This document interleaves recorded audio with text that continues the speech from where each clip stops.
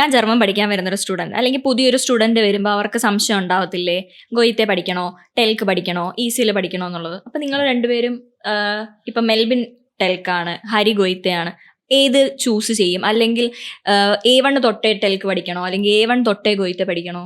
അങ്ങനെ ടെൽക്ക് ഗോയിത്തെ എന്ന് പറഞ്ഞ് പഠിക്കരുത്. നമ്മൾ ബീറ്റ് വരെ ലാംഗ്വേജ് പഠിക്കുക. ബീറ്റ് പഠിച്ചതിന് ശേഷം എക്സാം പ്രിപ്പറേഷൻ നമുക്ക് കിട്ടുമല്ലോ. എക്സാം പ്രിപ്പറേഷൻ സമയത്ത് നമ്മൾ എക്സാം പ്രിപ്പറേഷൻ ഇച്ചിരി ഈസി എനിക്ക് തോന്നുന്നത് ടെലിക്കിന്റെ ആയിരിക്കും.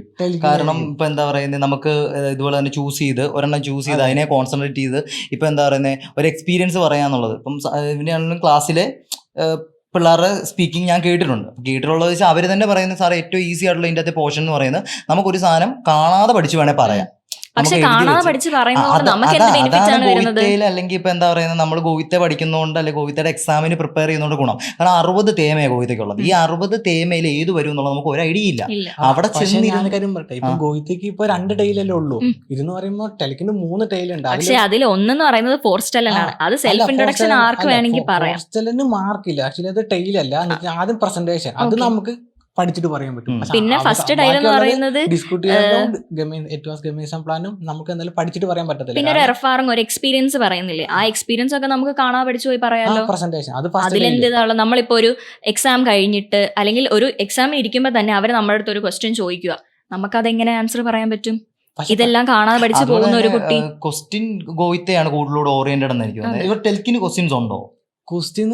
എക്സാം കഴിഞ്ഞ് കഴിയുമ്പോഴത്തേനും നമ്മുടെ സ്പ്രേന്റെ സെക്ഷൻ കഴിഞ്ഞ് കഴിയുമ്പോൾ നമ്മൾ ക്വസ്റ്റ്യൻ ചോദിക്കുമല്ലോ. അത് നമുക്ക് പ്രസന്റേഷൻ അത് ഓൾറെഡി നമുക്ക് പ്രീ പ്ലാൻ ചെയ്ത് ക്വസ്റ്റ്യൻസ് നമുക്ക് ഇതാക്കിയിട്ട് പോവാം. പക്ഷെ ഗോയിത്തേക്ക് നമുക്ക് അങ്ങനെ പറ്റില്ല. കാരണം ഓപ്പോസിറ്റ് ഇരിക്കുന്ന ആൾക്ക് എന്ത് നിയമമാണ് കിട്ടുന്നതെന്നോ അല്ലെങ്കിൽ ഏത് ഡിസ്കഷൻ ആണ് നമുക്ക് കിട്ടുന്നതെന്നുള്ളത് നമുക്ക് അറിയത്തില്ല.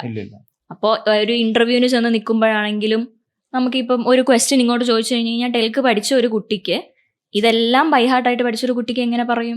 പക്ഷെ ഞാൻ എൻ്റെ ഒരു അഭിപ്രായത്തിൽ ഫസ്റ്റ് ഡേയിൽ മാത്രം നമുക്ക് ഈ ബൈഹാർട്ട് പഠിക്കേണ്ട ഒരു ഓപ്ഷൻ വരുന്നുള്ളൂ. സെക്കൻഡ് ഡേയിൽ തേർഡ് ഡേയിൽ നമ്മുടെ ഇൻഡിവിജ്വൽ ലാംഗ്വേജ് വെച്ചിട്ട് തന്നെ ചെയ്യുന്നത്. സെക്കൻഡ് ഡേയിൽ തേർഡ് ഡേയിൽ അവിടെ ചെല്ലുമ്പോൾ നമുക്ക് കിട്ടുന്നതെന്ന് അറിയത്തുള്ളൂ. ഫസ്റ്റ് ഡേയിൽ മാത്രമേ ഉള്ളൂ പ്രസന്റേഷൻ. നമുക്ക് എർഫാറും പറയുന്നു പറയാം പ്രസന്റേഷൻ. നമുക്ക് കണ്ട ഏതെങ്കിലും ഒരു വിഷയത്തെ പറ്റിയിട്ട് തേമേനെ പറ്റി നമ്മൾ ഓൾറെഡി പ്രിപ്പയർ ചെയ്തിട്ട് പോകും.